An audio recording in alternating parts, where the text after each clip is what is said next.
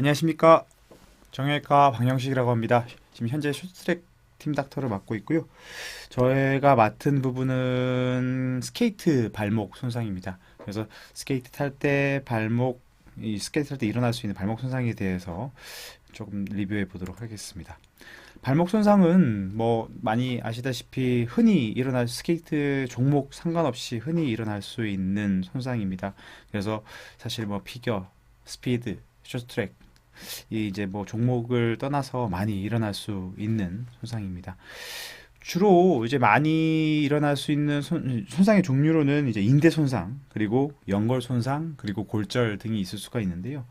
저희 강의에서는 이러한 손상들이 이제 어떤 빈도로 일어나는지, 어떤 부분을 중요하게 생각해야 되며, 레드 플렉 사인, 이게 빨리 이송을 해야 되는 그런 징후 등을 빨리 포착할 수 있도록 하는 데 있어서 제가 정보를 조금 더 드리고 지식을 나누고자 합니다.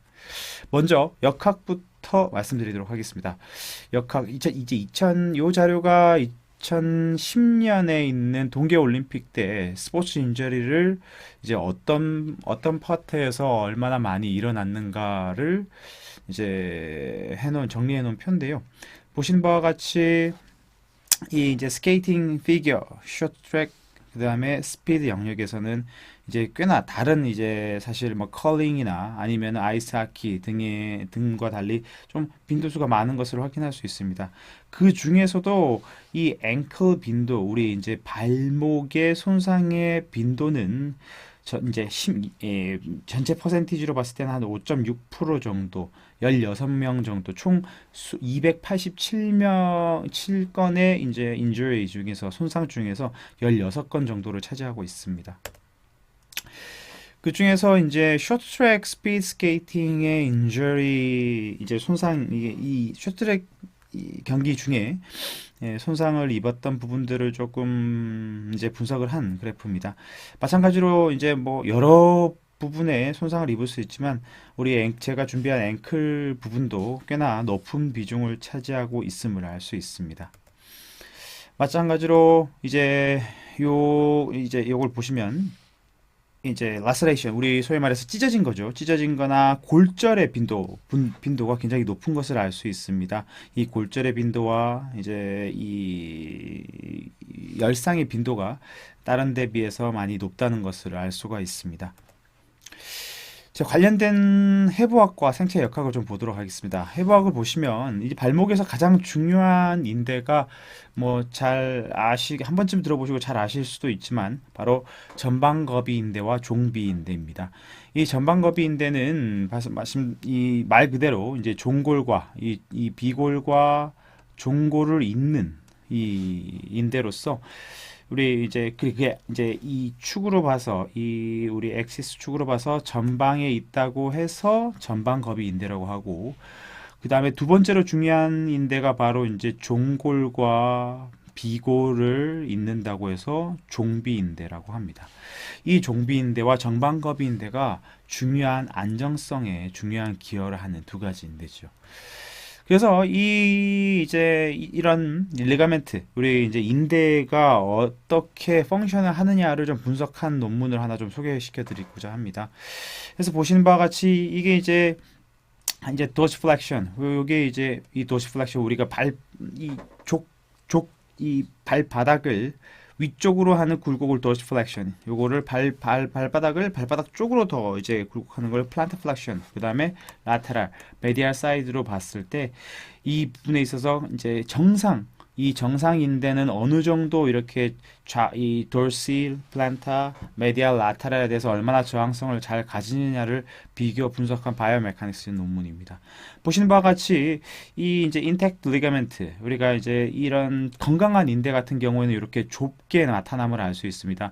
이렇게 좁게 이제 그러니까 많이 움직이지 않는다는 거죠. 그만큼 안정성이 좋다는 뜻입니다. 이 범위가 넓을수록, 이렇게 범위가 넓어질수록 이제 이 부분에 대해서는 범위가 넓어질수록 불안정성이 있다는 뜻이죠. 그래서 불안정성이 있다는 뜻입니다. 그래서 보시면은 이제 CFL 아까 말씀드렸던 종비인대를 커팅했을 때는 이렇게 약간 늘어나는 것을 알 수 있습니다. 약간 불안정성이 증가는 하는데 이게 PTFL 뒤쪽에 있는 PTFL long5를 끊었을 때도 약간 증가를 하지만 전체 PTFL을 끊었을 때는 이렇게 이게 불안정성이 증가하는 양상을 볼 수 있고요. 맨 끝에 지금 이렇게 크게 불안정성이 증가를 하는 게 바로 ATFL을 끊었을 때 이렇게 불안정성이 증가함을 알 수 있습니다. 그만큼 ATFL은 발목 관절 안정성의 기여도가 큼을 시사하는 그런 인대입니다. 그래서 그만큼 더 중요한 것이고 손상을 입었을 때 그만큼 불안정성이 더 진행할 수 있는 것이지요.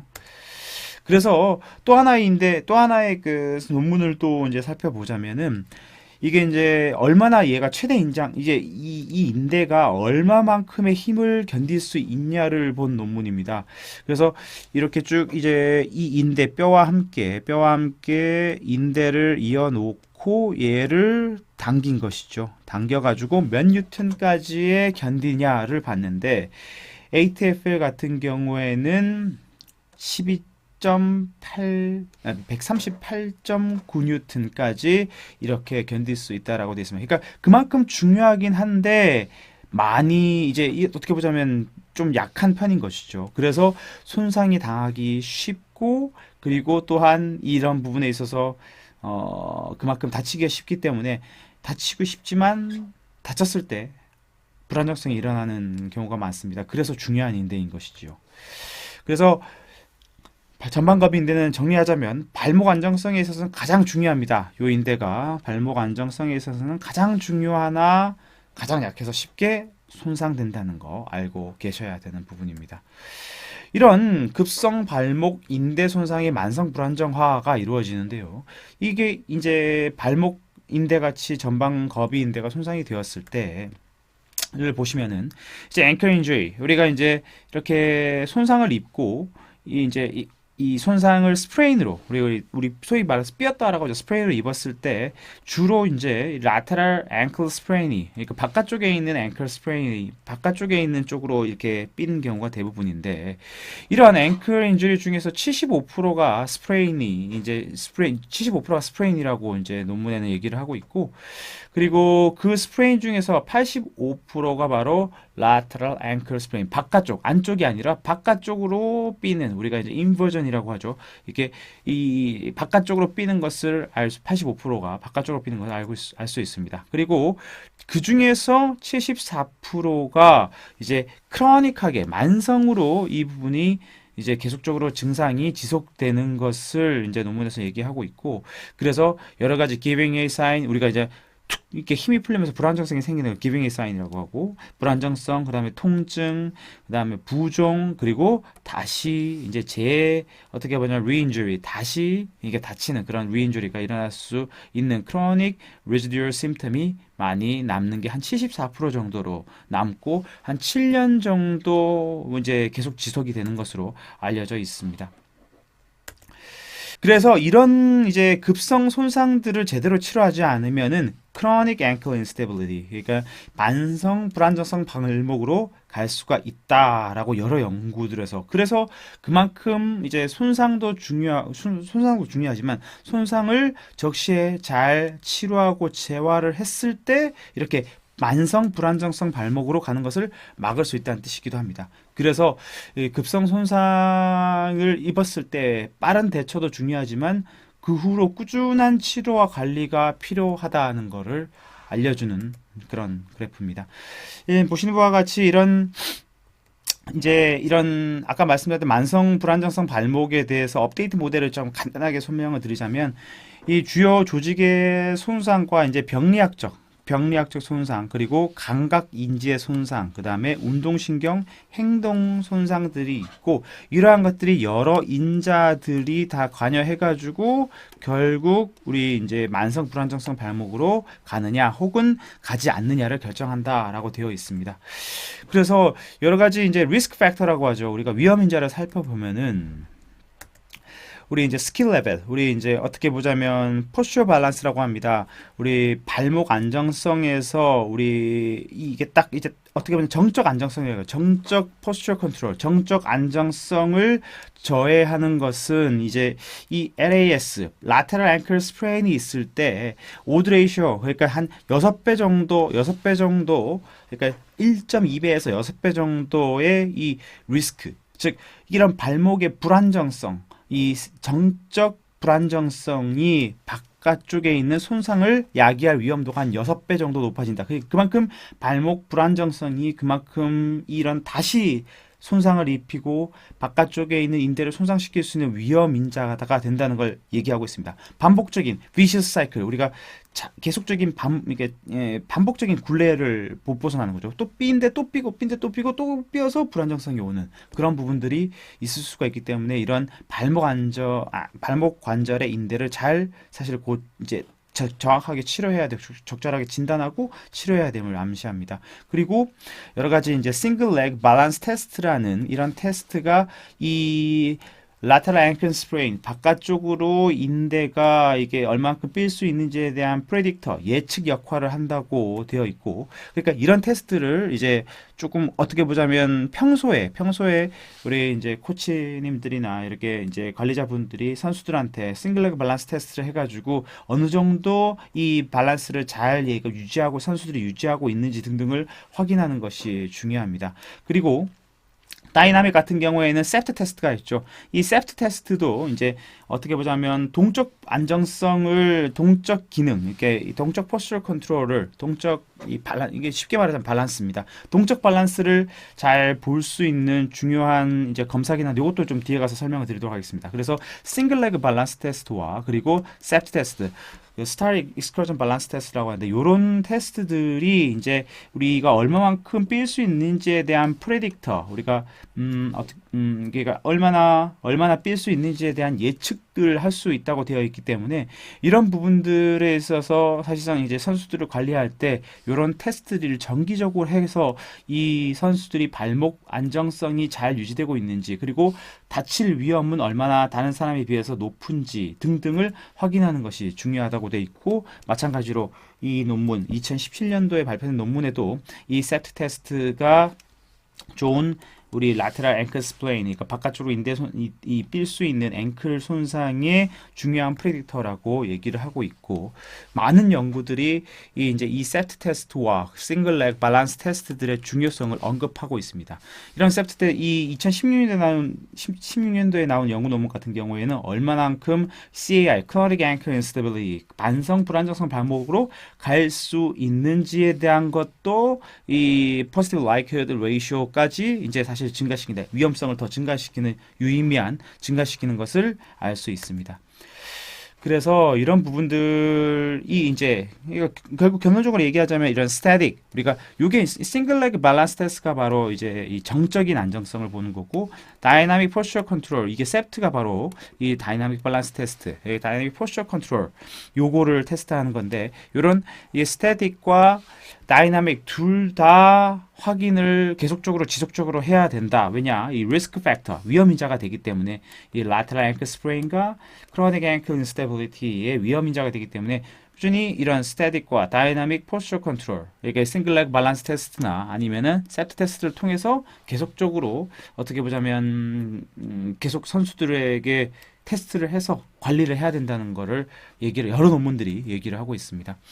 이게 발목 손상이 있는 선수에게서 필요한 여러 가지 밸런스 기능 임상 평가 방법 중에서 아까 제가 말씀드렸던, 그래서 이 chronic ankle instability, 만성 불안정 발목으로 가지 않도록 하기 위해서 계속 모니터링 해야 될 것이 바로 스태틱한 정적 포스처 컨트롤과 동적 포스처 컨트롤인데, 쉽게 그래서 임상 현장에서 쉽게 할 수 있는 테스트가 따로 특별히 디바이스가 없이 할 수 있는 게 바로 싱글 레그 밸런스 테스트고, 이 다이내믹 테스트 중에서는 스타일 익스크루전 밸런스 테스트가 되겠습니다. 그래서 싱글 레그 밸런스 테스트 같은 게 한쪽 발로 서서 이제 얼마만큼 잘 버틸 수 있는지를 보는 거고, 스타일 익스크루전 밸런스 테스트 같은 경우에는 별 모양으로 이렇게 이 삼각형을 그려놓고 얼마만큼 이 방향으로 잘 얘가 동적 안정성을 유지하면서 뻗을 수 있느냐를 보는 테스트입니다. 그래서 제 대표적인 다이나믹 포스처 컨트롤 밸런스 테스트라고 할 수 있습니다. 그래서 요 두 가지를 그냥 평소에 잘 어떻게 보자면 잘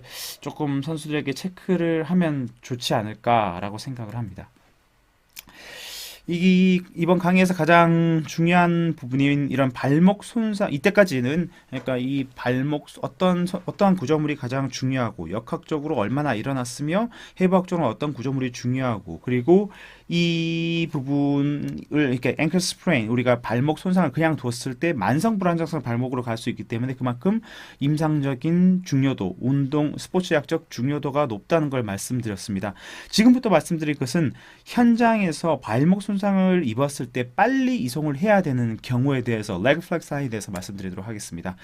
이 이제 2015년에 발표된 논문에서는 여러 가지 이 앵클 인저리 발목 손상에서 레그 플렉 사인이 어떤 것들이 있느냐를 이제 지금 쭉 얘기를 해주고 있는데 하나하나 살펴보도록 하겠습니다. 바로 오족지 골절. 네, 바로 존스 프랙처라고 합니다. 이제 존스 프랙처, 슈터 존스 프랙처 뭐 등등 있지만 어쨌든 오족지 베이스 부분에 이제 골절이 일어나는 것을 이제 가장 좀 유의하게 봐야 되는데 왜냐하면 여기에는 페로니우스라는 인대가 붙어 있기 때문입니다. 그래서 이 페로니우스라는 인대가 얘가 과도한 장력에 의해서 건열 골절이 일어날 수 있습니다. 직접적인 손상에 의한 골절도 일어나지만은 이러한 이 인대, 우리 페로니우스라는 인대, 비골근이라고 하죠. 비골근, 한글로. 비골근에 의해서 뼈가 당겨지면서 일어나는 건열골절도 잘 일어나는 부분입니다. 그래서 유의하게 잘 봐야 되고, 여기가 만약에 부종이 있고, 좀 이제 부종이 있고 골절이 의심된 상황이라면 빨리 이송을 해야 되는 부분입니다. 또한 이제 유소년 선수들 같은 경우에는 성장판 손상이 일어날 수가 있는데 이 부분이 이제 유소년 즉 아직까지 성장판이 완전 닫히지 않은 이제 선수들 같은 경우에는 이렇게 성장판이 열려 있을 때 이 성장판이 열려 있는 성장판 주변 혹은 이렇게 주변이나 혹은 성장판을 통과하는 이런 골절이 의심이 일어날 수 있습니다. 이런 부분들은 빨리 이제 사실 성장판 손상은 거의 이제 아주 어떻게 보자면 좋지 않은 예후를 많이 동반하기 때문에 성장판 손상이 좀 의심이 되는데 유소년 이제 선수들이 발목에 손상을 입었는데 굉장히 많이 붓고 여기 성장판 쪽 여기가 성장판 쪽이 여기가 성장판입니다. 이쪽 부분이 붓거나 압통이 있다 하면은 빨리 이송을 해서 체크업을 해봐야 하는 레그 플래그 사인 중에 하나입니다. 그리고 하이 앵클 인저리 같은 경우에는 이쪽 위쪽 발목 부분에서 위쪽 상부 부분에 있는 이 부분, 여기 부분이죠.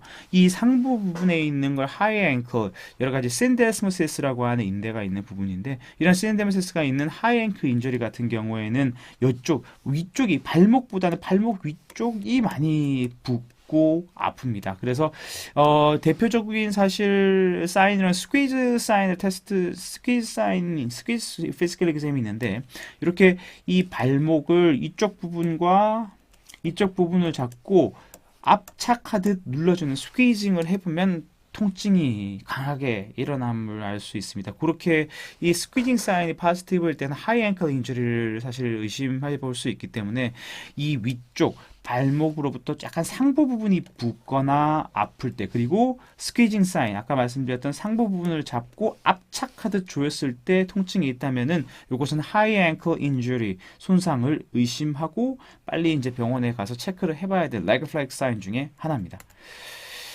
그 다음은 한 번쯤은 겪어보시고 한 번쯤은 봐보셨을 법한 바로 아킬레스 건 손상입니다. 아킬레스 건 손상은 뒤쪽에 있는 아킬레스 건이 손상되면서 이제 보통은 환자분들이 혹은 선수들이 뚝 소리가 났다라고 표현하고 이 뚝 소리가 났다고 표현을 하면서 이제 오는 경우 그리고 이 족저 굴곡이라고 하죠. 플란타 플렉션. 그러니까 발바닥이 바닥 쪽으로 가게끔 하는 액션이 안 되는 상태로 오는데 그때 아킬레스 건 손상을 의심할 수 있습니다. 그래서 조금 더 쉽게 조금 더 알 수 있는 방법으로는 이렇게 톰슨 테스트가 있는데 바로 위쪽에 있는 여기 지금 그 그림에는 안 보이지만 요 위쪽에 있는 솔레스와 그 게스트로네미우스의 근육 두 개가 만나서 아킬레스 건이 이루어지기 때문에 이 두 개의 근육들을 아까처럼 압착하듯 스퀴징을 해주면은 이 부분에 대해서 원래 인대가 정상이라면 이 발바닥이 족저 굴곡이 돼야 됩니다. 발바닥이 족저 굴곡이 돼야 되는데 이게 안 되는 경우에는 이런 아킬레스 인대 손상을 의심할 수가 있습니다. 그리고 이제 이 매시브 네브 프랙처 같은 경우에는 밑에 쪽에 있는 앵클 스프레인이라고 하죠. 우리 리가멘트의 손상과 위쪽에 있는 피블라, 비골의 골절이 같이 일어나는 건데 이게 보통은 회전 손상이 일어나면서 사실 많이 발생하게 됩니다. 회전 손상의 일단 수상 기전에 의해서 일어나게 되고 발목 쪽에 부으면서 위쪽에 저기 종아리 위쪽까지 통증이 온다고 하면은 매스네비어 프랙처를 의심하고 골절을 의심하고 빨리 병원으로 이송해야 되는 레그 플레이크 사인 중에 하나가 되도록 하겠습니다. 하나가 됩니다.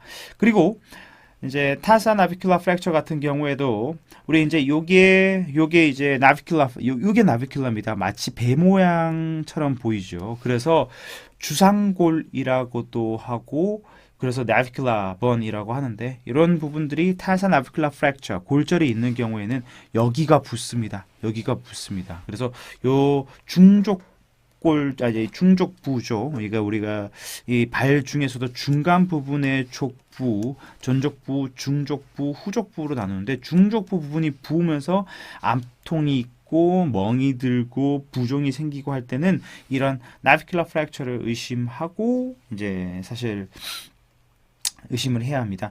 그리고 이런 나비큘라 프랙처가 있을 경우에 조금 더 어떻게 보자면 쉽게 나비큘라 프랙처를 알 수 있는 것은 이게 중족골을 이제 최대한 물론 촉진해봐도 잘 알 수 있지만 이 이제 나비큘라에는 posterior tibial tendon 우리가 후경골 인대가 이렇게 붙어 있기 때문에 후경골 인대를 수축시키는 그러니까 우리 소위 말해서 발바닥을 마찬가지로 족저 굴곡시키는 우리가 힐업을 해보면은 힐업이 안 되거나 엄청나게 통증이 일어나는 것을 보고 조금 더 힌트를 잡을 수가 있습니다. 그래서 나비큘라 프랙처는 이렇게 중족부 쪽이 이게 많은 통증과 부종이 있고 이 우리 족저 굴곡을 시도했을 때 굉장한 통증을 야기할 때 그때 의심할 수 있습니다. 그래서 이런 부분들이 있을 때는 이제 빨리 병원으로 이송을 해야 되는 부분입니다.